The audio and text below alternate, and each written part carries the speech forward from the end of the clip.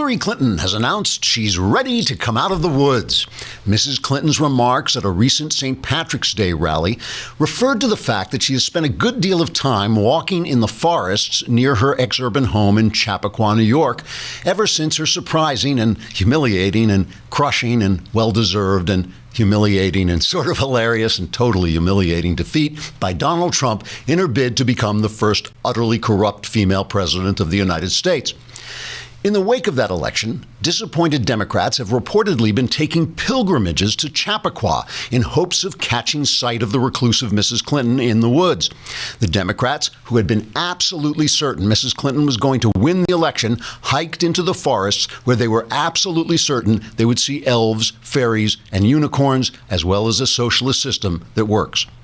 Those who have seen Mrs. Clinton in the woods report that the defeated, humiliated, disgraced, and humiliated former candidate for dishonest president spent her time in the forests pulling thorns from the hooves of wounded deer, learning the art of song from the twittering birds, and teaching hawks how to make that loud, piercing, screeching noise when they descend from on high to shred and devour their prey. The Woodland Democrats say they have returned from their Clinton pilgrimage inspired to build a wall around the forest to protect Mrs. Clinton's natural habitat and ensure she can't escape to re-enter politics.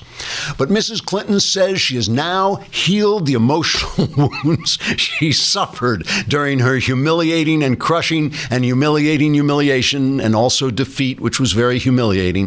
Mrs. Clinton says she now wants to return to a life of service to the country, though she's not yet certain whose life that will be and how she can get hold of it.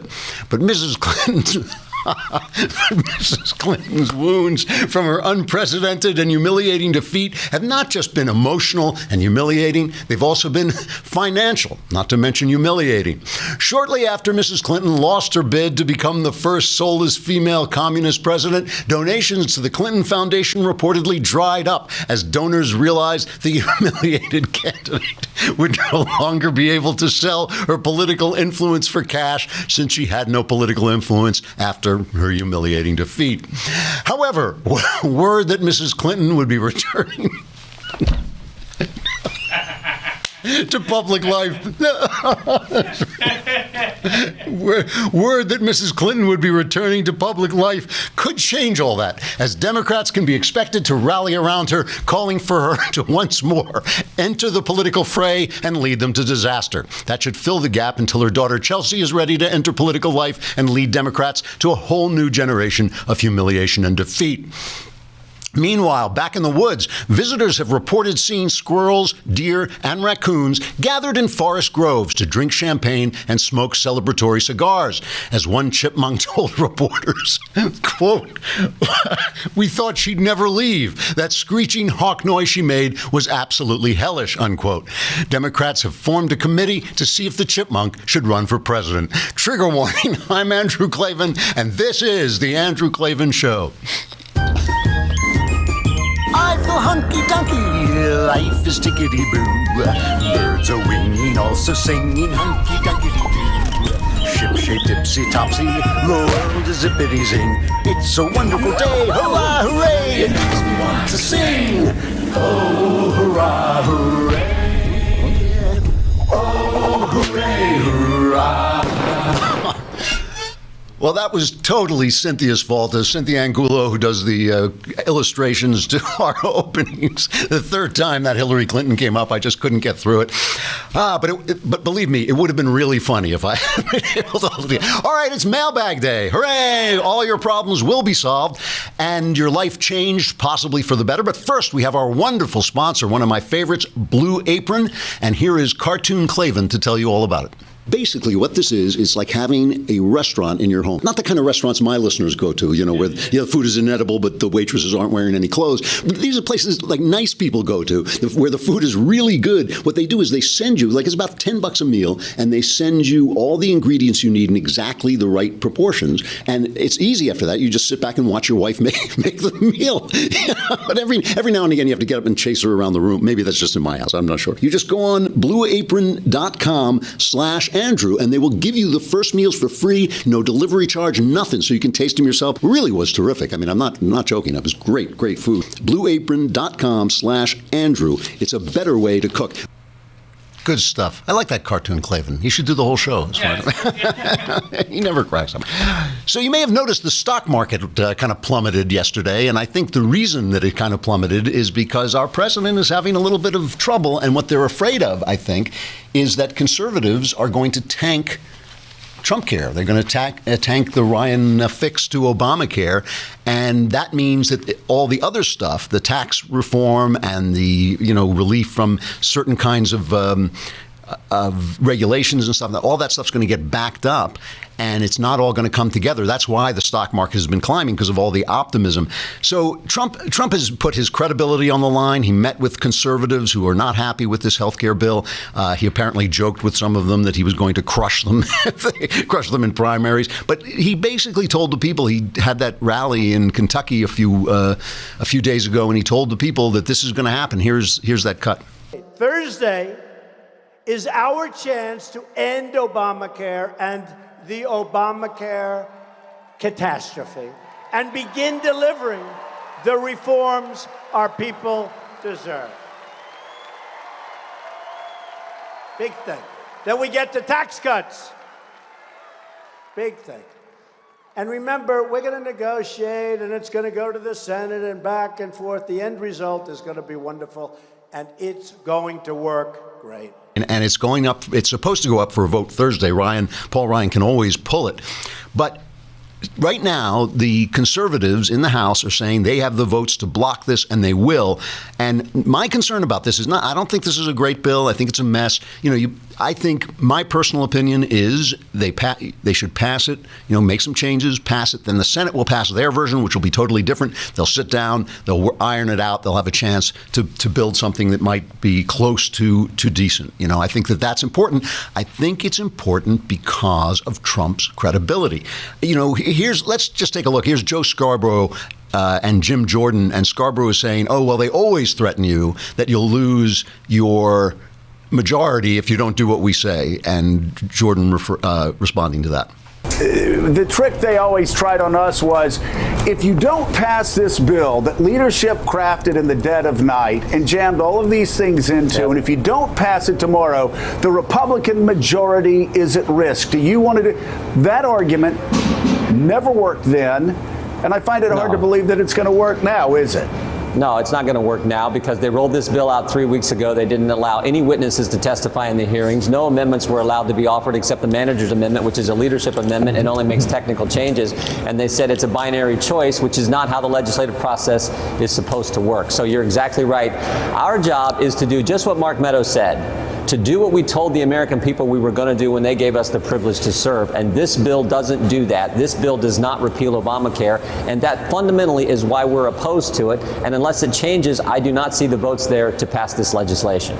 And just to be fair to Paul Ryan, he said that when he said it was a binary choice, he meant when it came up for a vote, if you turn it down, then you're stuck with Obamacare, which is just pure, that's just the facts. Now, Ryan can pull the bill. He can pull it back, and maybe avoid disgrace, come back, relatively quickly with another replacement. I think it is unwise. And here's the thing. Trump is under fire. He is under unprecedented fire. I've never seen a president denied any kind of honeymoon before at all.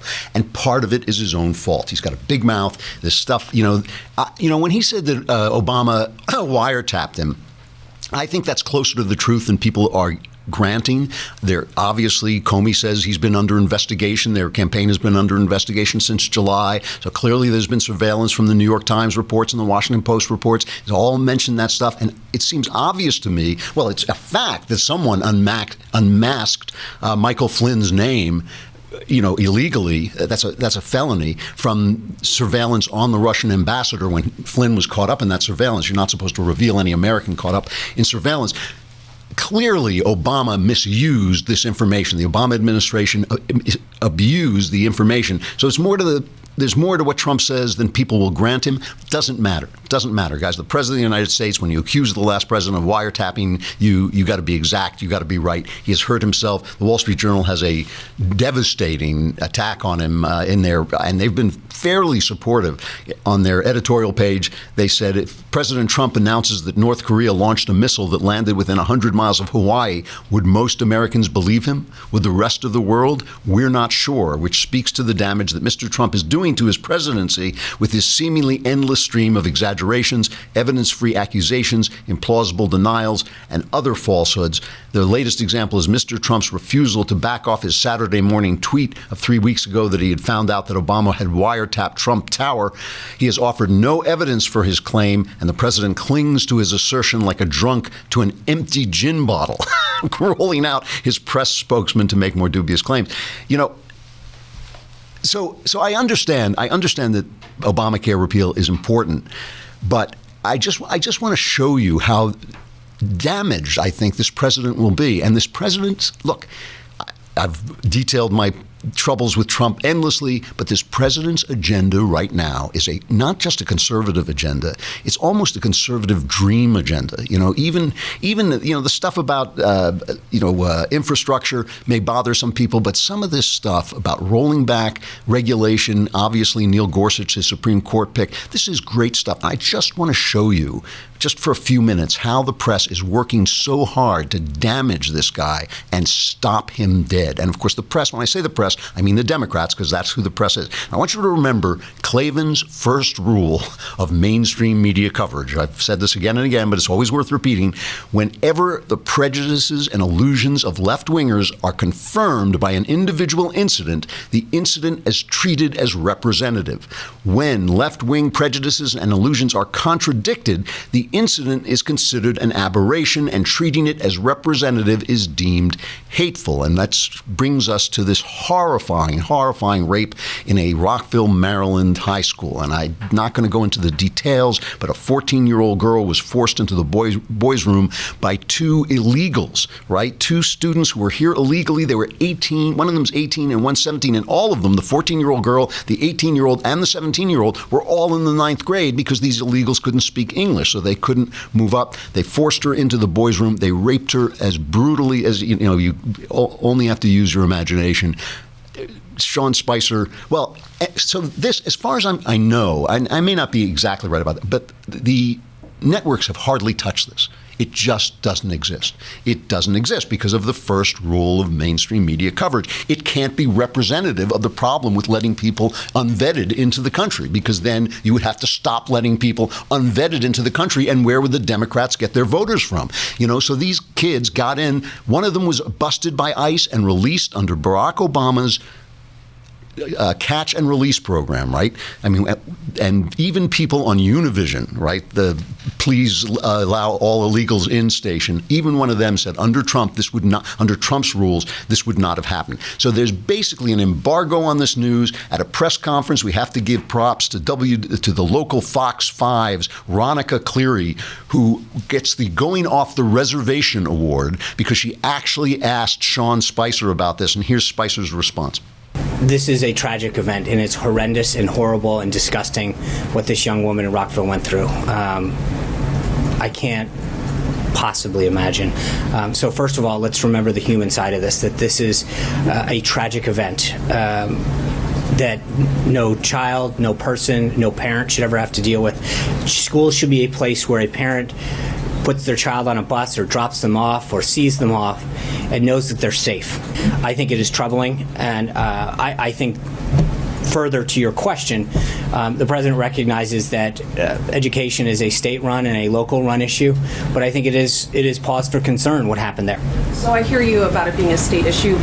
Let's talk about something, though, that the president has implemented and introduced, Voice. Is Voice, Victims of Immigration Crime Enforcement, is that enough to support? No. It's one piece. The president understands that victims need a voice, which is why he brought it in there to help them when they're specifically targeted or victims of a crime by people who are here illegally. But I think part of the reason that the president has made illegal immigration and crackdown such a big deal is because of tragedies like this. So, again, Ronica Cleary gets the Going Off the Reservation award. But, you say, well, why isn't the illegal dreamer who is an honor student, why isn't he representative of all illegal dreamers? All I'm saying is it's just as fair. It's just as fair to take one example as another example. And the thing is, how many little girls have to get raped before it's a problem? Because guess what? If it doesn't happen in a public school, which is where it's going to happen, and it happens in a private school and it happens to somebody's daughter in power, if somebody's daughter in the media, if it's somebody's daughter in the media, then it only takes one. That's all it takes is one. But because this person is not a famous person, because she's not in government, because she's not working for CBS or NBC or ABC, they don't have to cover the story. And this, look, it's on Obama. This rape is on Obama. I'm sorry, but it is. And it is representative of the problem, one of the problems that Trump is trying to fix and is being thwarted at every turn. All right, I got to say goodbye to Facebook and YouTube, but come on over to thedailywire.com. You can hear the rest. If you subscribe, you can be in next week's mailbag, but you can hear the mailbag today.